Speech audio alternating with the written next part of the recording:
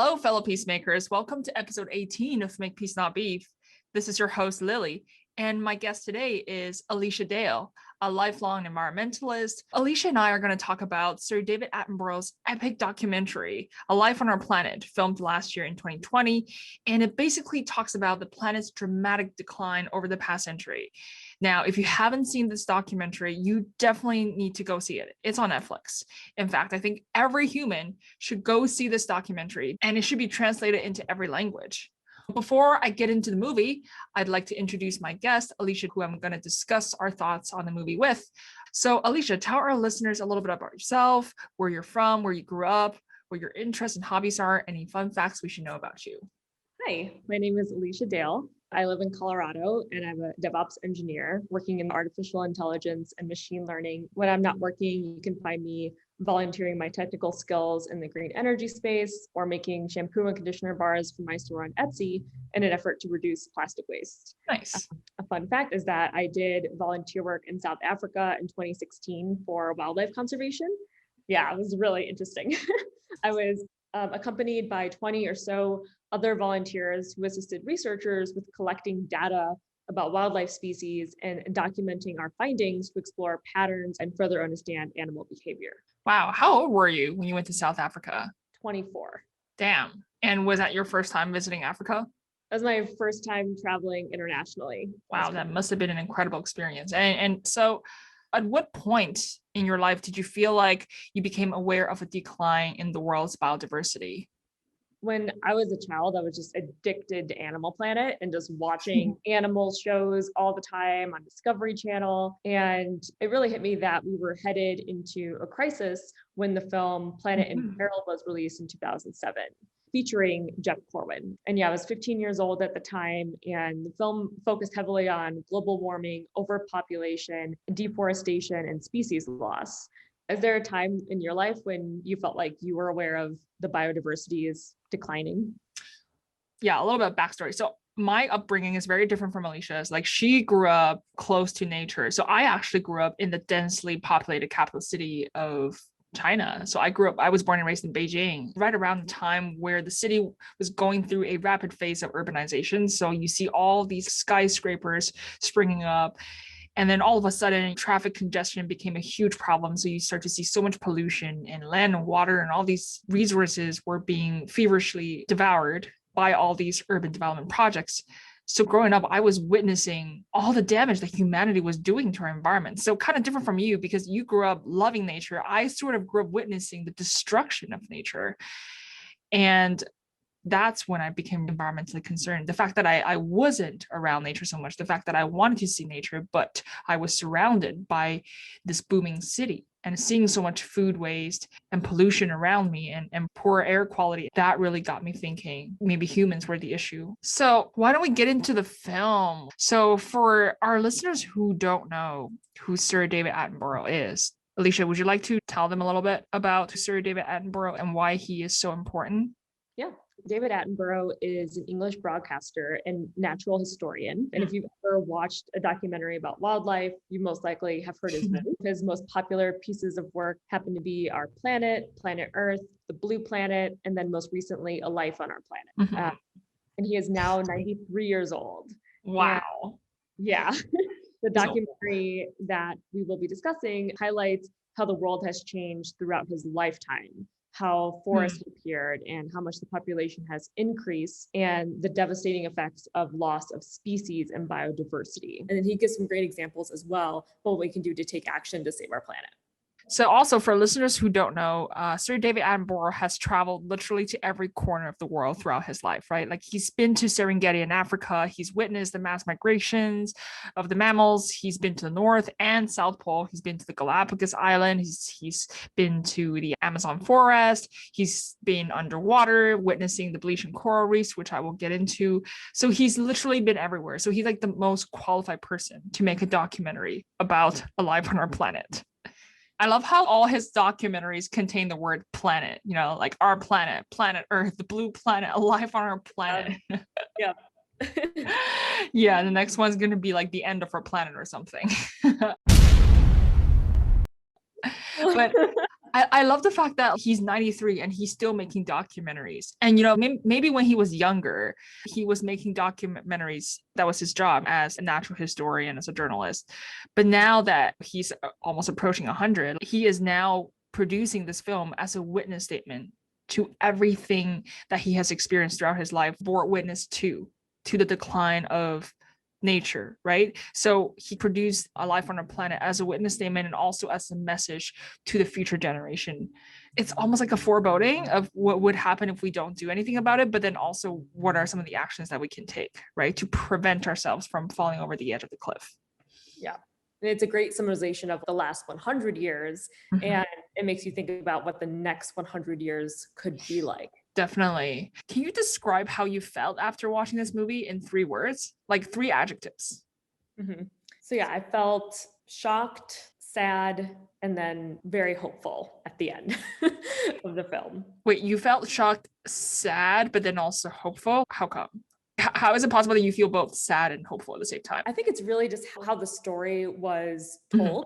Mm-hmm. So in the beginning, the shocking factor comes from seeing David Attenborough walk through the halls of Chernobyl. And that is a mistake that we made as a society. And then sad, as he went into greater detail of the deforestation, the species loss, seeing animals lose their homes, but then hopeful at the end because he brought up some action items that we could all take to turn this around and bring back the biodiversity.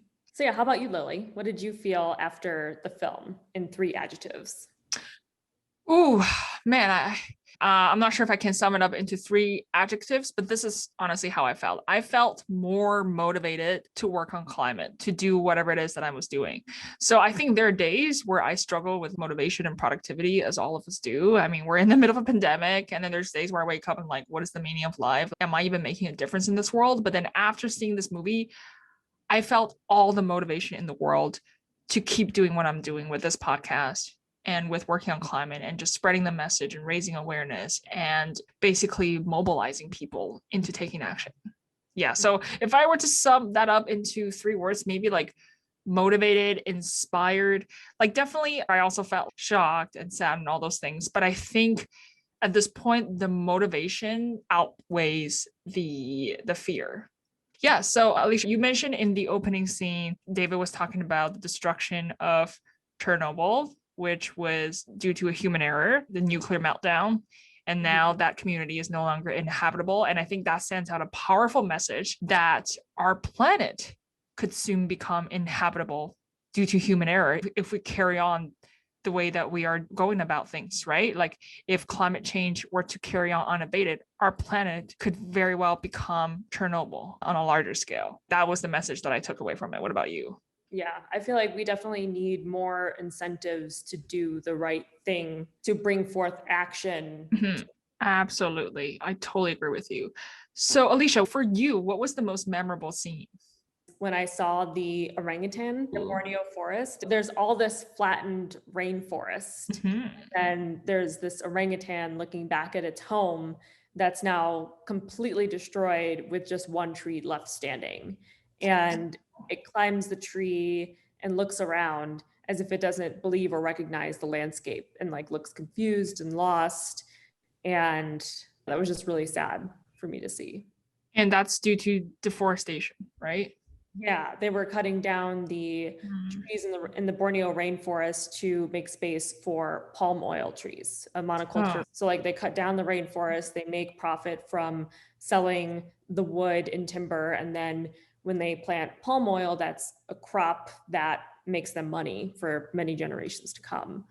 So yeah, and for listeners who are not familiar, palm oil is probably one of the most widely used oils for all intents and purposes, right? Like in food, in clothing, in manufacturing. It's likely that 80% of the food you eat, probably, if it's store-bought, it probably contains palm oil of some kind. Like Alicia mentioned, it's terrible for the environment. And there are companies who have stopped using palm oil specifically because that is tied to the Amazon forest and deforestation that's happening in the Amazon forest, right? You have to cut down all these trees to grow palm oil. And right now it's being harvested in a very unsustainable manner. So the Borneo forest, guys, for listeners who don't know, it is a very large forest in Southeast Asia. I think it's somewhere in like Malaysia and Indonesia. It houses so much biodiversity. And unfortunately, I think it experienced 1/3 loss, like Alicia mentioned, due to logging, due to deforestation. And you're wondering, why are we cutting down trees? People ask like, oh, then don't cut down trees. Well, because we need to clear the land. David Attenborough mentioned this in the film, and he said cutting down trees, there's a double benefit from logging, right? There's the benefit from the timber, and then there's benefit from the land that's left behind for farming. So for me, the most memorable scene was actually the bleaching of the coral reefs. It was one of the most shocking scenes in the movie, but it was so beautiful how they filmed it. You know, first underwater, you see these beautifully colorful and vibrant coral reefs over time turning into this dead zone. You know, it looks almost like a cemetery, right? Full of remnants from the past. And you see all these coral reefs losing their color. But coral reefs is literally the lifeline of marine life. I think I read this statistic somewhere that coral reefs actually support roughly 25% of all marine life. So that's a huge percentage. And for listeners who eat seafood, like I'm vegan, you're a vegetarian, but for listeners who are eating seafood, like if you love tuna, which is I think now down to 4% of its original population, that's how crazy, like, you know, fishes are declining because of ocean plastic, because of pollution, because of dying coral reefs and all this stuff, and ocean acidity and increased carbon in the ocean. Like this is really messing with, like you said, marine biodiversity. We're seeing a huge decline because of human intervention that has caused the broader ecosystem to change. We're going to see a massive marine die-off in the next 30 years if we don't do something about it. Oceans are the cooling system of the earth, right? Because they absorb so much heat and they also trap so much carbon dioxide. As the ocean starts to warm, fishes will no longer be able to survive in those conditions. But also further up the food chain, humans who then eat those fishes, right? There's a couple of problems. Number one, bioamplification. Because fishes nowadays contain so much toxins and chemicals and plastics, guess who's going to get all of that when they eat it? Humans. And number two, fishes are slowly starting to die off because of the changing acidity in the ocean, because of all this plastics that is no longer making the ocean a habitable place for marine wildlife. So just because we're not seeing what's happening in the oceans doesn't mean that the effects are not going to carry over to life on land. Yeah, I guess like back to one of the most memorable scenes for me, seeing the orangutan losing its home.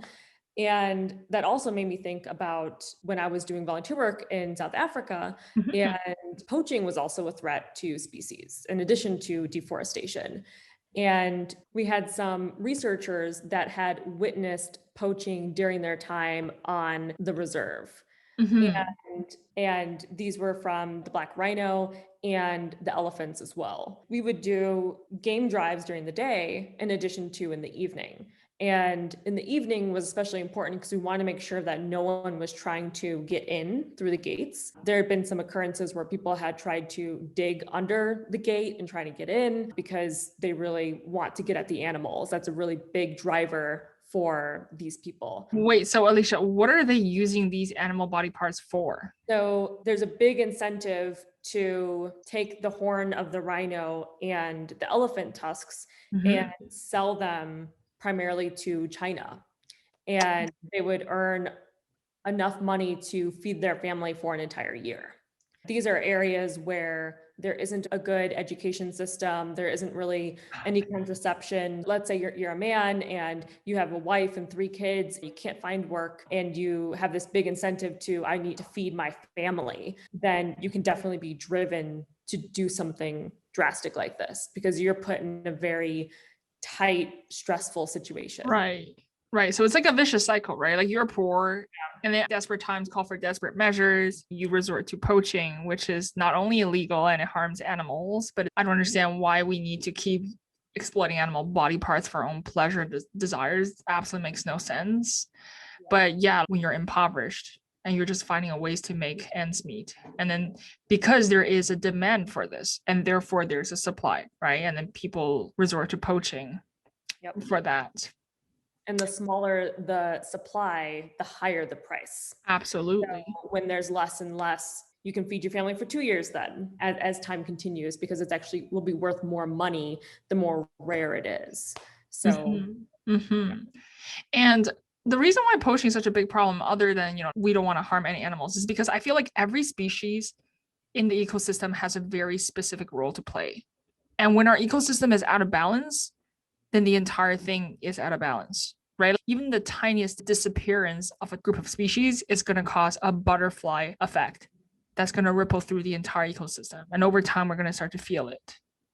yeah, sometimes we don't know what a keystone species is until it's gone. Exactly. Oh, can you just explain what a keystone species is? So yeah, the gray wolf is an example of a keystone species from Yellowstone Park. Because of habitat destruction, there was less and less of these wolves. There was more of the species that they prey on. And those species that they prey on are grazers, and they eat everything. Yes, exactly. They were keeping larger trees and shrubs from growing because they would just eat everything and it didn't have a chance to actually grow.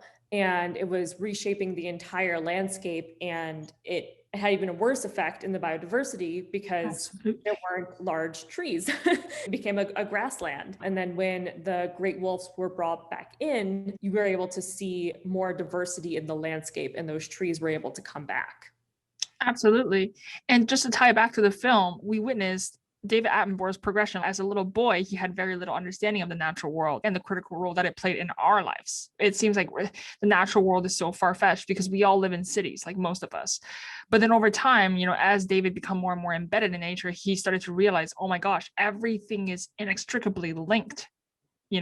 On most days, humans probably won't even think that we're part of nature. It seems like we're so far removed from nature, and we forget that we're part of the natural order. But then as soon as things just start to go off of balance, we're going to feel it. And our civilization is going to feel the reverberations that are coming from destruction of nature. Yep, absolutely. Yeah, no, really great point about poaching. So we talked about coral reefs die off, why that's a massive problem, because a huge part of the marine life depend on coral reefs. So it's not just about, oh, we're losing a couple of beautiful, colorful coral reefs. It's not that. It's literally losing maybe up to 50% of marine life potentially. And once the ocean is out of balance, the planet will be out of balance. So this is why it's so important. And there are projects around the world to regrow coral reefs. It's so difficult though, because it's not something that you can just easily spawn. So Alicia, after seeing the movie, what actions does it inspire you to take, or discuss some of the solutions that the film talked about that really gave you hope? Yeah, a great example is Costa Rica and how the country was incentivized by the government to rebuild and replant the rainforest that was destroyed. And it's a great role model for other countries that will hopefully follow suit, and shows that it is possible and it can be done. But I don't really interact with the rainforest. I don't see that in my day to day. So it just got me thinking more about what can I do as an individual. And I've definitely decided to cut back or remove eggs and dairy from my diet. Those were just the two things that were keeping me vegetarian. Hey. I also wanted to ask you if you had any recommendations, or I guess like how you removed those from your diet, and if you enjoyed eating eggs and cheese and it was really difficult for you too. Great question. Honestly, growing up, I was never a huge meat eater. Eggs and dairy are definitely delicious, but I think our preferences are acquired. We were not born to appreciate meat or eggs and dairy. It's the cultural traditions that have been instilled in us. So it's now our duty to unlearn all those cultural traditions. That is hard. And some listeners were like, well, fuck that. Like, I'm not doing that. I'm going to eat meat until the day I die. You can, but we're starting to feel the repercussions of our consumption habits. And not only because animal agriculture, on a moral level, I don't agree with anything that we're doing. Like, the level of brutality involved is absolutely insane. There was a statistic that said if humans were being eaten at the rate that we eat animals, the entire humanity would be gone in 17 days. That's how much animals we're eating. 7.7 billion animals every 17 days. Isn't that crazy? Just like process that. Yeah. So I have a friend who is from Argentina, and I remember asking her, what is a great Argentinian food? And she was like, steak.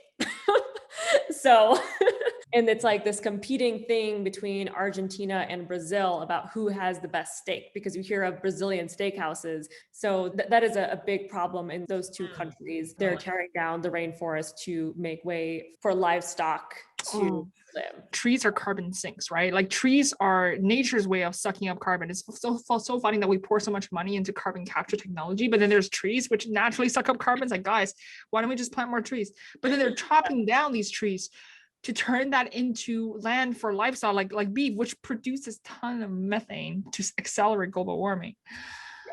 Oh my God. So yeah, like what are some ways that we can curb beef consumption? I feel like there is a plant-based movement that is emerging globally, right? And thanks to Beyond Meat and Impossible Foods and all these companies, and now lab-grown meat in Singapore. Like, did you hear about that? It's really exciting.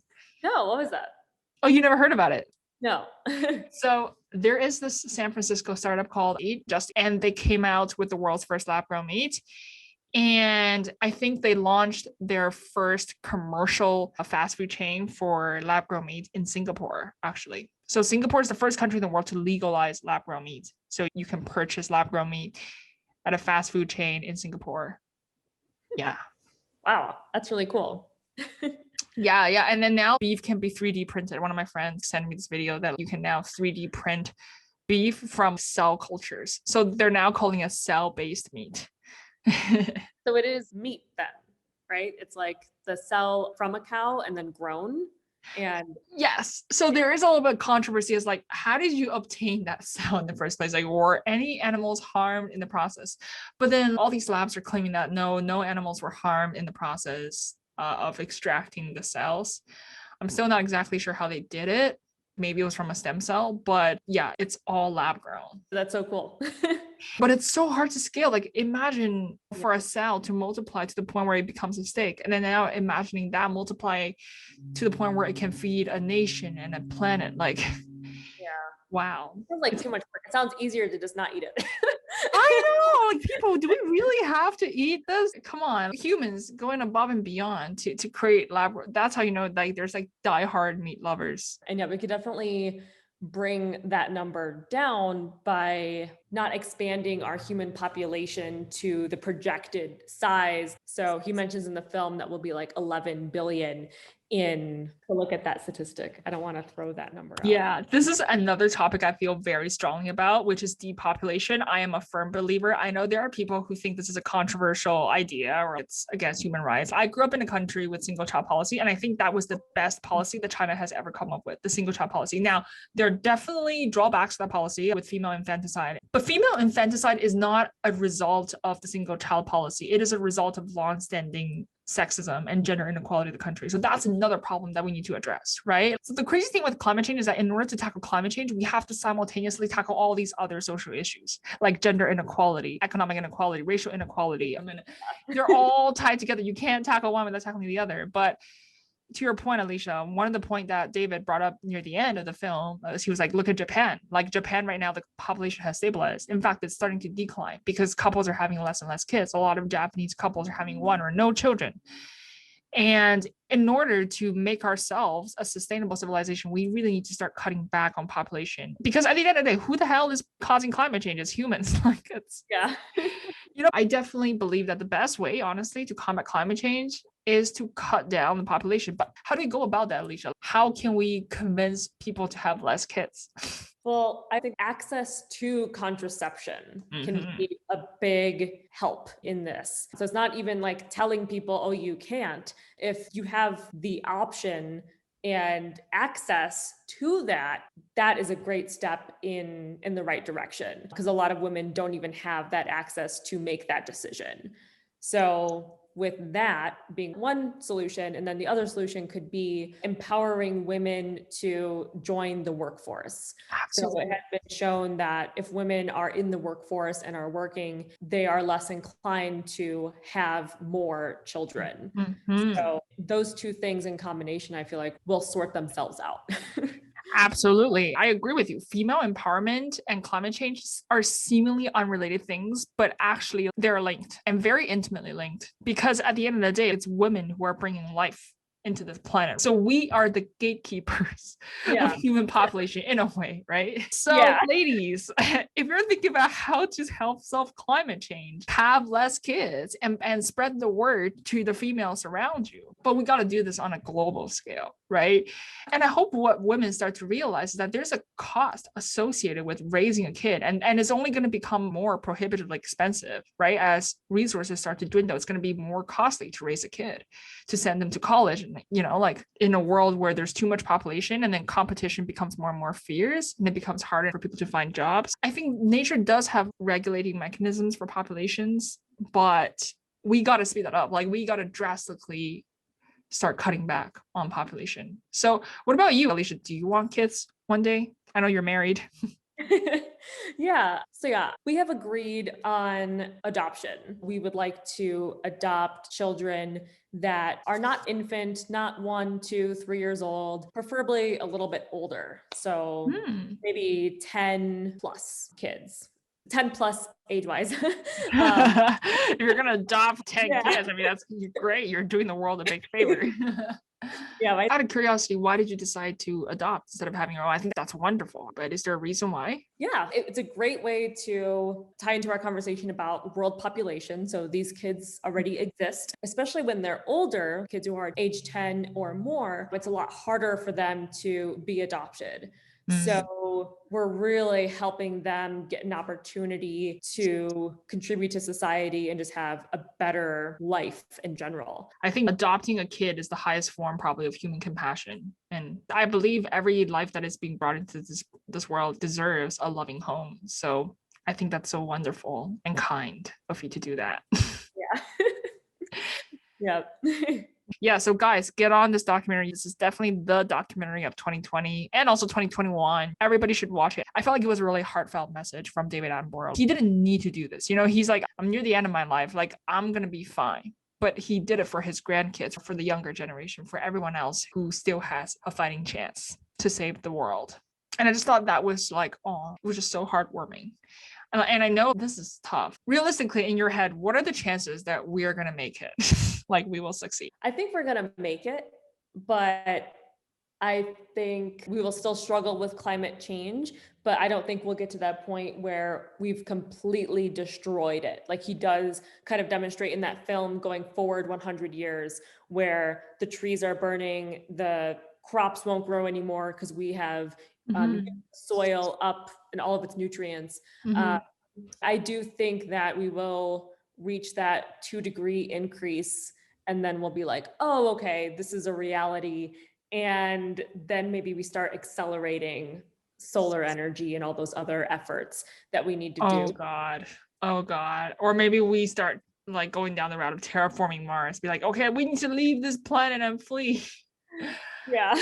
But guys, so the take-home message for this film and this episode is let's not wait until we get to the 2-degree increase to do something about it, right? Like let's all start taking action. People have been saying this since when Al Gore came up with The Inconvenient Truth, but we really got to start to take it seriously now, like everybody, and not just like talk about climate change, but actually do something about it. Like I've started to adopt a vegan diet and you started to go vegetarian. And like nowadays I only take public transit. I'm very mindful and I buy most things secondhand. Same here as well. Right. So I take it very seriously. I'm not just like, I hate it when people preach something, but then they don't actually do it. Because then like, what's the point of preaching about it if you're not acting on it? But at the same time, individual actions are not enough. Because I spoke to someone else about it and he's a sustainability entrepreneur. He's like, you can be the most environmentally conscious person on the planet, but all the incentives in this world are stacked against you. Like on a corporate level, on a commercial level, like on a societal level, the incentives are just so perverse. Like with fast fashion, right? Like with food waste. It's not that individuals don't want to take good actions, but the incentives are just stacked against you. You're incentivized to do the bad thing. Exactly. So we really got to start thinking about how to design a more sustainable world. And guys, check out my other episode 15 with Mark O'Brien. He's the founder of the Climate Designers. And in that episode, we talk about how to design a world that lasts as opposed to building things that purposely don't last. Patagonia does a great example of that. So like you buy something and it gets torn, you can give it back to them and they'll fix it for free for life. So Oh, yeah, it's a great business model. wow, And a amazing. lot of their products use recycled materials in their products. They have like a puffy jacket where the outer layer is made of plastic bottles, or pants or weatherproof materials are made using recycled plastic.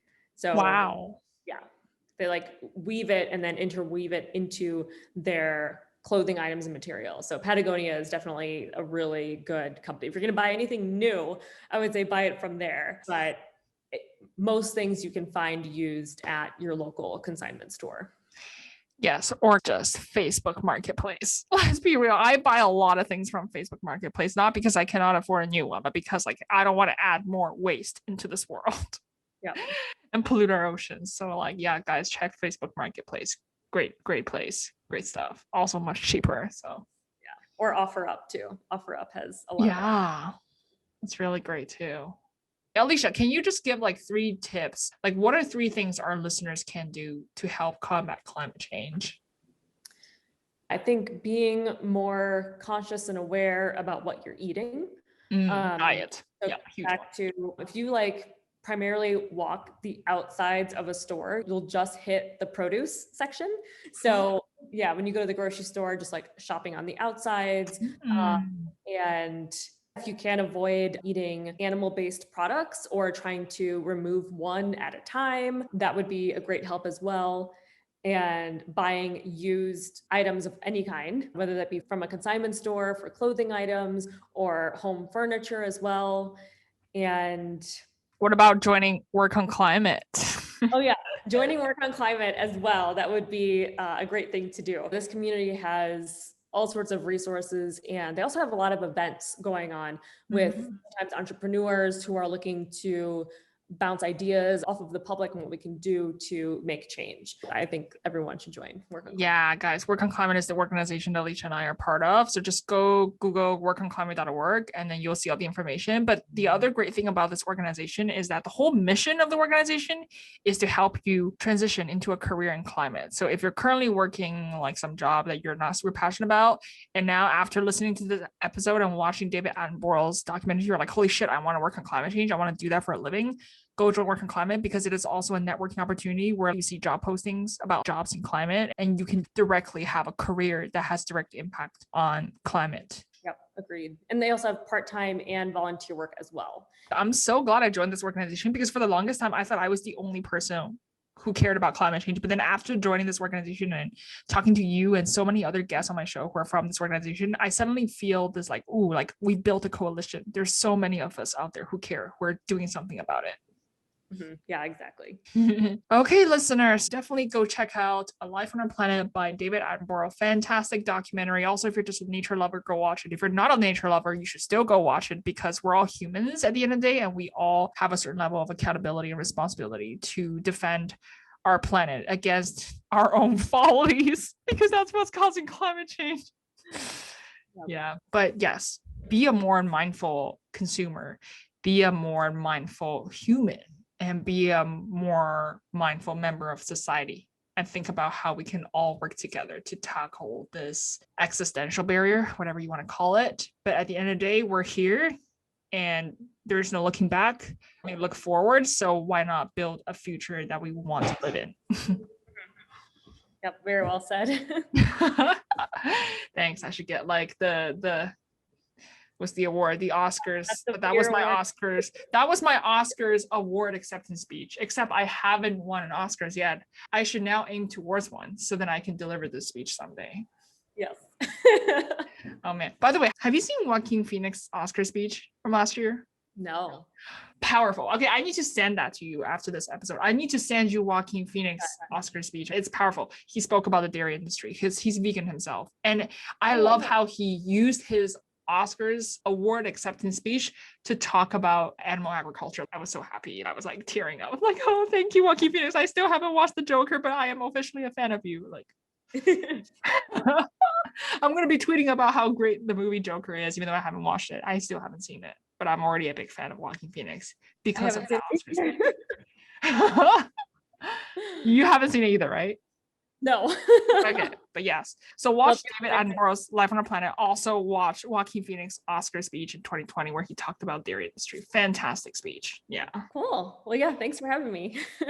I should have said thank you so much, Alicia, for being on the show, and thank you so much for your time and sharing your thoughts about the movie with us. Thank you so much, listeners, for tuning in to Make Peace Not Beef. I'll see you in the next episode.